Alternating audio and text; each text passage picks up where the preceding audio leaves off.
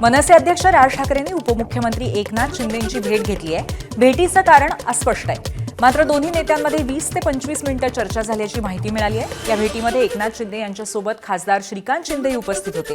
ही भेट सदिच्छा भेट होती की राजकीय होती याबद्दल स्पष्टता नाही आहे. मात्र या दोन्ही नेत्यांच्या भेटीमुळे राजकीय वर्तुळात विविध चर्चा होत आहेत. दरम्यान कल्याण डोंबिवली महापालिकेत मनसेच्या नगरसेवकांनी शिवसेनेला दिलेल्या पाठिंब्याबद्दल उपमुख्यमंत्री एकनाथ शिंदेंनी राज ठाकरेंचे आभार मानल्याची सूत्रांची माहिती आहे.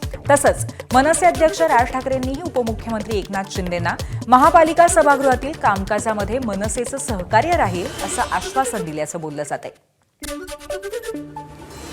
भाजपचे नेते प्रसाद लाड यांनी मनसे अध्यक्ष राज ठाकरेंची भेट घेतली. प्रसाद लाड यांचे चिरंजीव शुभम यांच्या लग्नाची पत्रिका घेऊन राज ठाकरेंना भेटीला पोहोचल्याचं कळतंय. लग्नाचं आमंत्रण देण्यासाठी प्रसाद लाड यांनी राज ठाकरेंची भेट घेतली. मुंबई महापालिकेतील स्थायी समितीनंतर महत्वाची मानली जाणारी सुधार समितीचा तिढा अखेर सुटलाय. ही समिती शिवसेनेच्या कोट्यात गेली आहे. त्यामुळे सुधार समितीच्या अध्यक्षपदासाठी किरण लांडगे आणि संध्या दोशी यांची नावं चर्चेत आहेत. मात्र याच पदासाठी शिवसेनेचे आमदार तुकाराम काते आणि दिलीप लांडे यांच्यात रस्सीखेच सुरू असल्याची माहितीही सूत्रांनी दिली आहे. काते हे अध्यक्षपद शिवसेनेला मिळावे यासाठी प्रयत्नशील आहेत, तर लांडे हे पत्नीला संधी मिळावी यासाठी लॉबिंग करतायत अशी चर्चा आहे. मुंबई महापालिकेतील स्थायी समितीच्या अध्यक्षपदासाठी भाजपकडनं ज्येष्ठ नगरसेवक प्रभाकर शिंदे यांच्या नावावर शिक्कामोर्तब करण्यात आलंय. तर शिक्षण समिती अध्यक्षपदासाठी राजश्री शिरवडकर यांचं नाव फायनल करण्यात आलंय. प्रभाकर शिंदे यांना महापालिकेतील प्रशासनाचा दांडगा अनुभव आहे. दरम्यान मुंबई महापालिका भ्रष्टाचार मुक्त असावी यासाठी प्रयत्नशील असल्याची प्रतिक्रिया भाजपचे प्रभाकर शिंदे यांनी दिली आहे. भिवंडी महापालिकेच्या महापौर निवडणुकीमध्ये नवा ट्विस्ट आलाय. भाजपने ऐनवेळी आपला महापौर पदाचा उमेदवार बदलण्याचा निर्णय घेतलाय. नारायण चौधरी यांच्याऐवजी आता स्नेहा मेहुल पाटील यांना संधी देण्यात आली आहे. विशेष म्हणजे नारायण चौधरी यांनी सुद्धा भाजपकडनं उमेदवारी अर्ज दाखल केलाय. भाजपचे शहराध्यक्ष रविकांत सावंत यांनी या संदर्भात अधिकृत घोषणा केली आहे आणि नगरसेवकांना लेखी पत्राद्वारे निर्णयाची माहिती देण्यात आली आहे. भिवंडी महापालिकेमध्ये सत्ता स्थापनेत आणखीन ट्विस्ट समोर येतोय. महापौर पदासाठी भाजप की काँग्रेस अशी चर्चा रंगलेली असतानाच भाजपमधला एक गट काँग्रेस आणि राष्ट्रवादी शरद पवार पक्षासोबत जाण्याच्या तयारीत असल्याची माहिती मिळाली. काँग्रेस आणि राष्ट्रवादी पवार पक्षाकडे मिळून 42 नगरसेवकांचा आकडा आहे. म्हणजेच बहुमतासाठी फक्त 4 जागांची गरज आहे. आणि इथेच भाजपचे नारायण चौधरी समर्थकांसह भिवंडी सेक्युलर फ्रंटमध्ये सहभागी होणार का असा प्रश्न उपस्थित झाला. शिवसेनेला बाजूला ठेवत भाजप महापौर पदासाठी नवी राजकीय खेळी करणार का असा सवाल आहे.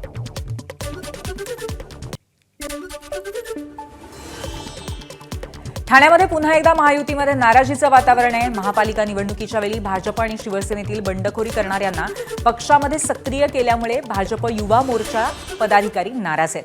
बंडखोरी करणाऱ्या पदाधिकाऱ्यांवरती कारवाईची मागणी करण्यात आली आहे. कारवाई न झाल्यास महासभेच्या वेळेला ठिय्या आंदोलनाचा इशाराही देण्यात आलाय. चंद्रपूर महानगरपालिका प्रकरणी काँग्रेसची बैठक पार पडली आणि या बैठकीमध्ये विजय वडेट्टीवार आणि प्रतिभा धानोरकर यांच्यातील वादामुळे पक्षाला फटका बसल्याचा सूर उमटला.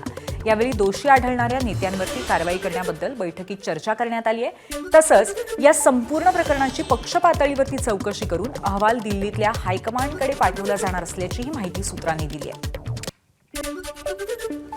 मीरा भाईंदर महापालिकेची पहिलीच महासभा वादळी ठरली. तारेन मेंडोसा यांनी सभागृहामध्ये असभ्य वर्तन केल्याचा आरोप करत विरोधकांनी पहिल्याच महासभेमध्ये गोंधळ घातला. महासभेतील सभागृहाच्या येण्याच्या मार्गावरती तारेन मेंडोसा खुर्ची टाकून दबंगासारखे बसले होते आणि यावरूनच सभागृहामध्ये जोरदार खडाजंगी झाल्याचं पाहायला मिळालं. त्यामुळे विरोधी पक्षाचे नगरसेवक अनिल सावंत यांनी तारेन मेंडोसा यांनी सभागृहाची माफी मागावी अशी मागणी केली आहे. त्यावरनं सत्ताधारी आणि विरोधकांमध्ये जोरदार खडाजंगी झाली आहे. तर दुसरीकडे महापालिकेमध्ये अनेक समित्या स्थापन करण्यात मान्यता देण्यात आली. स्थायी समिती, परिवहन समिती, महिला आणि बालकल्याण समितीची स्थापना करण्यात आली. नाशिकच्या मालेगावामध्ये महासभा सुरू होण्यापूर्वीच मोठा गदारोळ झाला. भाजप नगरसेवकांनी सभागृहामध्ये महापुरुषांचे फलक झळकावत जोरदार घोषणाबाजी केली. तर भाजप आणि शिवसेनेच्या नगरसेवकांनी 24 महापुरुषांचे फोटो आणि संविधानाची प्रत महापौर आणि उपमहापौरांना भेट दिली. मात्र इस्लाम पार्टी आणि समाजवादी पक्षाच्या नगरसेवकांनी सभागृहामध्ये कोणतेही फोटो देऊ नयेत अशी भूमिका घेत विरोध केला. दरम्यान उपमहापौरांच्या दालनामध्ये टिपू सुलतानचा फोटो झळकल्यानं वाद झाला होता. रायगड जिल्हा परिषदेच्या निवडणुकीमध्ये 59 जागांपैकी शिवसेनेच्या सर्वाधिक 21 जागा निवडून आल्या, तर भाजप 15 आणि राष्ट्रवादी 16 जागांवरती विजयी झालेत. अशातच राष्ट्रवादीचे प्रदेशाध्यक्ष सुनील तटकरे यांनी भाजपचे प्रदेशाध्यक्ष रवींद्र चव्हाण यांची भेट घेतली आहे आणि या भेटीत तटकरेंनी रवींद्र चव्हाण यांच्याकडे सत्ता स्थापनेसाठी प्रस्ताव ठेवल्याचंही बोललं जाते. त्यामुळे सुनील तटकरे रायगडमध्ये शिवसेनेला वेगळं पाडण्याच्या तयारीत आहेत का, हे सुद्धा आता प्रश्नांकित आहे. राष्ट्रवादी काँग्रेस आणि भारतीय जनता पक्षाची युती त्या ठिकाणी झाली आणि पूर्णपणाने व्यवस्था त्या संदर्भात केलेली होती. राष्ट्रवादी काँग्रेस पक्षाकडे आज 16, भारतीय जनता पक्षाकडे 15, 31 स्पष्टपणाचं बहुमत आहे. कर्जत तालुक्यामध्ये व्हाईट केलेला आहे, त्यामुळे आज संख्याबळ अधिक आहे. आम्ही एकत्रित आहोत, गटनोंदणी सुद्धा केलेली आहे. वरिष्ठ पातळीवरती या संदर्भातली चर्चा होईल आणि मग त्या संदर्भातला बघूया काय होतंय ते. दरम्यान उत्तर रायगडमधून भाजपबरोबर युती असल्यामुळे तिथे निवडून आलेल्या सदस्यांचा आम्हाला पाठिंबा असल्याचा विश्वास मंत्री भरत गोगावले यांनी व्यक्त केला. दक्षिण भागामध्ये आमची युती नव्हती, परंतु उत्तरेकडं आमची युती होती. कारण तिकडं प्रशांत ठाकूर, महेश बालदे आणि आमचा थोरवे यांनी तिकडं युती केलेली आहे आणि तिकडच्या सीट जास्त आहेत BJPच्या. त्याच्यामुळे आम्हाला असं वाटतंय आमची युती होईल. मुंबईतल्या मुलुंड मेट्रो बांधकाम दुर्घटनेतल्या आरोपींच्या विरोधामध्ये सदोष मनुष्यवधाचा गुन्हा आता दाखल करण्यात आला आहे. या प्रकरणी मिनल रोड बिल्डटेक कंपनीचे project director Harish Chauhan, project manager Kuldeep Sapkal, deputy director Saurabh Singh, supervisor Prashant Bhoir आणि DB हिल LBG कंपनीचे प्रोजेक्ट मॅनेजर अवधूत इनामदार हे 5 जण सध्या अटकेत आहेत. मुलुंड कोर्टाने या 5ही जणांना 2 दिवसांची पोलीस कोठडी सुनावली आहे, तर 2 फरार आरोपींचा शोध सुरू असल्याची माहिती आहे. दिग्दर्शक रोहित शेट्टीच्या घरावरती झालेल्या गोळीबार प्रकरणामध्ये मोठी अपडेट आहे. उत्तर प्रदेश STF आणि क्राईम ब्रांचच्या तपासामध्ये धक्कादायक माहिती समोर आली आहे. फायरिंग प्रकरणी बिश्नोई टोळीने हिंदुत्ववादी विचारसरणी आणि रील्सच्या माध्यमातून आरोपींना ब्रेनवॉश केलं होतं. यामागे मास्टरमाइंड शुभम लोणकरचा कट होता. विशेष म्हणजे कमीत कमी वेळात श्रीमंत होण्याचं लालूच दाखवल्यामुळे शूटर दीपक शर्माने पिस्तूल चालवल्याचं ट्रेनिंग घेतलंय, असंही पोलीस तपासात समोर आलंय. पुण्यातल्या बुधवार पेठ परिसरामध्ये पोलिसांनी विशेष सर्च मोहीम राबवली आणि एकूण 22 महिलांना ताब्यात घेतलंय. त्यामध्ये 11 महिला बांगलादेशी असल्याची माहिती समोर येतेय. बुधवार पेठ परिसरातील अवैध हालचालींवरती लक्ष ठेवून पोलिसांनी रात्री सर्च ऑपरेशन केलं. काही बांगलादेशी महिला बुधवार पेठ परिसरामध्ये वेश्या व्यवसाय करत असल्याचा संशय होता. तसंच महिलांकडे आवश्यक कागदपत्रही नसल्याचं प्राथमिक चौकशीत समोर आलं होतं. त्यामुळेच ही कारवाई करण्यात आल्याची माहिती पोलिसांनी दिली आहे. कारवाई सुरू आहे, ते पूर्ण नियमानुसार आणि कायद्यानुसार सुरू आहे. कोणत्याही प्रकारची इलिगॅलिटी या परिसरात चालू राहू देणार नाही आणि यावर आणखी पुढच्या काळात गरज पडल्या तर आणखी जोरात कारवाई होईल. अमरावतीमध्ये 5 न्यायाधीश आणि 4 न्यायालयीन कर्मचाऱ्यांच्या निवासस्थानी झालेल्या चोरी प्रकरणामध्ये पोलीस आयुक्त राकेश ओला यांनी 4 पोलीस कर्मचाऱ्यांना निलंबित केलंय. पोलीस संरक्षण असतानाही चोरी झाल्यामुळे ही कारवाई करण्यात आली. शनिवारी उशिरा कांतानगर परिसरामध्ये 9 बंद घरांना चोरांनी लक्ष करत मौल्यवान वस्तू लंपास केल्या होत्या. दरम्यान या प्रकरणाचा प्राथमिक तपास भातकुलीच्या प्रभारी पोलीस निरीक्षकांकडे सोपवण्यात आलाय. अहिल्यानगरच्या कोपरगाव तालुक्यातल्या संवत्सर शिवारातनं बोगस खताचा ट्रक जप्त करण्यात आला. बोगस खताचा ट्रक वैजापूरच्या दिशेने जाणार असल्याची गुप्त माहिती मिळाली होती. त्यानंतर कोपरगाव कृषी विभाग आणि कोपरगाव पोलीस स्टेशन यांच्या पथकाने तत्काळ सापळा रचला. संशयित ट्रक ताब्यात घेतला. त्यामध्ये तब्बल 477 गोण्या बनावट खताच्या आढळून आल्या आणि एकच खळबळ उडाली. त्याप्रकरणी ट्रक चालकासह विविध कंपन्यांच्या व्यवस्थापकीय संचालकांवरती फसवणुकीचे आणि विविध कलमान्वये गुन्हे दाखल करण्यात आले. भिवंडी शहरातील 3 बत्ती बाजारपेठ परिसरामध्ये महापालिकेने अतिक्रमणाच्या विरोधामध्ये धडक कारवाई केली. या कारवाई दरम्यान हातगाडी चालक, फेरीवाले, स्थानिक व्यापारी आणि महापालिका कर्मचाऱ्यांमध्ये जोरदार बाचाबाची झाली. मात्र शहरातील वाहतूक सुरळीत ठेवण्यासाठी आणि नागरिकांना अडथळा होऊ नये यासाठी अतिक्रमणाच्या विरोधातील कारवाई पुढेही सुरू राहणार असल्याचं महापालिकेने सांगितलंय. नवी मुंबईच्या न्हावाशेवा इथल्या ONGCचा सप्लाय वेस्ट प्लांट गुजरातला जाणार असल्याचा आरोप करत स्थानिक कामगारांनी आंदोलन केलं. ONGC प्लांट गुजरातला गेल्यास 600 भूमिपुत्रांच्या नोकरीवरती गदा येईल. त्यामुळे संतप्त कर्मचाऱ्यांनी कंपनीच्या गेटवरती आंदोलन केलं. केंद्र सरकारने उरणमधील JNPA बंदर, BPCL यांच्यासारख्या प्रकल्पांचं खासगीकरण केलं आणि त्यानंतर ONGC प्लांट सुद्धा गुजरातला जाणार असल्याचा आरोप करत स्थानिक कर्मचाऱ्यांनी आक्रमक पवित्रा घेतला. अमरावतीच्या वरुड तालुक्यामध्ये भीषण अपघात झाला. वरुड राजुरा बाजार रोडवरच्या रेल्वे क्रॉसिंगजवळ ST बस आणि रिक्षाची जोरदार धडक झाली. या अपघातामध्ये एक शाळकरी मुलीसह 5 जणांचा मृत्यू झालाय, तर 3 ते 4 जणांवरती नागपुरामध्ये उपचार सुरू आहेत. ST चालकाला पोलिसांनी ताब्यात घेतलं आणि पुढचा तपास सुरू आहे. पवईतल्या IIT मुंबईच्या कॅम्पसमध्ये लेक्चर चालू असताना भटक्या श्वानाची अचानक एंट्री झाली. घटनेचा व्हिडिओ सोशल मीडियावरती व्हायरल झालाय. अनपेक्षित श्वान आल्यामुळे वर्गामध्ये एकच नशा पिकला आणि काही काळ गोंधळाचं वातावरण निर्माण झालं होतं. वर्ध्याच्या आर्वी शहरातील स्टेशन वॉर्ड परिसरामध्ये रेबीजग्रस्त कुत्र्याने हायदोस घालत 6 लहान मुलांसह तब्बल 18 जणांचा चावा घेतलाय. सर्व जखमींवरती रुग्णालयामध्ये उपचार सुरू असताना गंभीर जखमी असलेल्या धवल गजानन गुल्हाने याचा उपचारादरम्यान दुर्दैवी मृत्यू झाला. या घटनेनंतर शहरामध्ये भीती आणि संताप आहे. नागरिकांनी प्रशासनाच्या विरोधामध्ये तीव्र प्रतिक्रिया व्यक्त केली आहे. मोकाट कुत्र्यांवरती तातडीने नियंत्रण आणण्याची मागणी सुद्धा जोर धरू लागली आहे.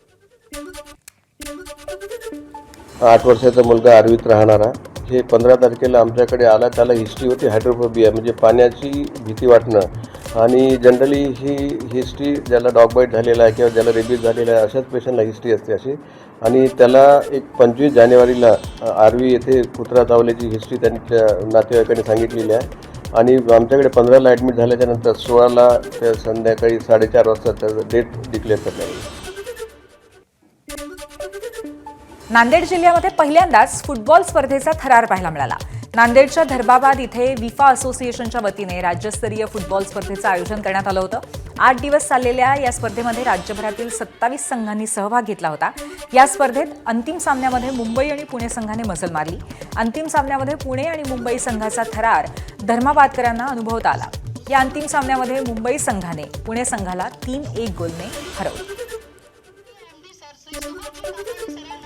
विफा व RKSMच्या संयुक्त विद्यमानाने हे होत असलेले फुटबॉलचे जे इंटरस्टेट मॅचेस आहेत त्याच्यामध्ये पूर्ण 27 टीम राज्यभरातून सहभाग झालेले आहेत. आणि मला सांगायला अभिमान वाटतो की धर्माबाद सारख्या छोट्याशा तालुका प्लेसवर हा एवढा मोठा जो उत्सव, खरं म्हणलं तर उत्सवच आहे हा मुलांसाठी, हा होत आहे. त्याच्यासाठी सगळ्याच धर्माबादकरांचा मी धन्यवाद देतो की त्यांनी भरभरून प्रतिसाद दिलेला आहे. वेस्टर्न इंडिया फुटबॉल असोसिएशनकडून जी दरवर्षी फुटबॉल स्पर्धा घेण्यात येते त्यामध्ये इंटर डिस्ट्रिक्ट स्पर्धा धर्माबादमध्ये आता होतीये. मला वाटतं पहिल्यांदाच इतक्या छोट्या तालुका लेवलच्या शाळेमध्ये ही स्पर्धा होतीये. ही केवळ धर्माबादसाठी नाही तर नांदेडसाठी खूप अभिमानाची गोष्ट आहे. आणि मला वाटतं की भविष्यामध्ये ज्या गोष्टी शक्य आहेत जिल्हा प्रशासनाकडून आणि क्रीडा विभागाकडून त्या आपण फुटबॉलसाठी निश्चित करू. धन्यवाद. शिवनेरी किल्ल्याच्या पायथ्याशी काल रात्री मराठी संस्कृतीचा बाज असलेला आणि महाराष्ट्रात गाजत असलेला द फोक आख्यान हा कार्यक्रम झाला. यावेळी छत्रपतींचं गुणगान असणाऱ्या घाटोळीला वन्स मोर्ची दाद मिळाली.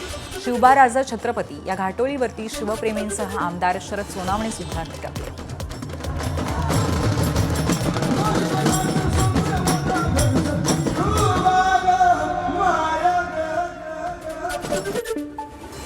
शिवजयंतीनिमित्त जुन्नर भागामध्ये हिंदवी स्वराज्य महोत्सव सुरू झालाय. यानिमित्त 2 दिवस भव्य बैलगाडा शर्यतींचं आयोजन करण्यात आलं होतं. या निमित्ताने राज्यभरातील 400 बैलगाडा मालक सहभागी झाले.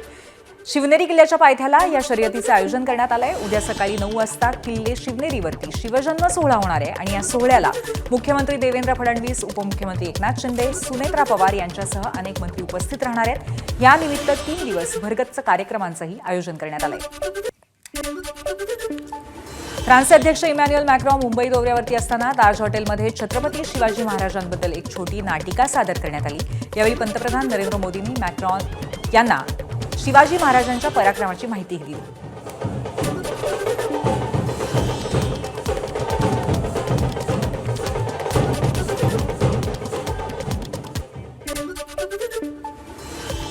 शिवजयंतीच्या पार्श्वभूमीवर हिंगोलीच्या वसमत शहरामध्ये शिवरायांची तब्बल 2400 स्क्वेअर फुटापर्यंत रांगोळी साकारण्यात आली आहे आणि या रांगोळीचा ड्रोन व्हिडिओ सुद्धा आता समोर आलाय. ही रांगोळी साकारण्यासाठी तब्बल 15 क्विंटल रांगोळीचा रंग वापरण्यात आलाय. 25 विद्यार्थ्यांनी 3 दिवसांमध्ये ही रांगोळी साकारली. जळगावमध्ये मोरपिसावरती छत्रपती शिवाजी महाराजांचं छायाचित्र साकारण्यात आलंय. शिवजयंतीच्या पार्श्वभूमीवर चित्रकार अनिल राज पाटील यांनी ही अनोखी कला सादर केली.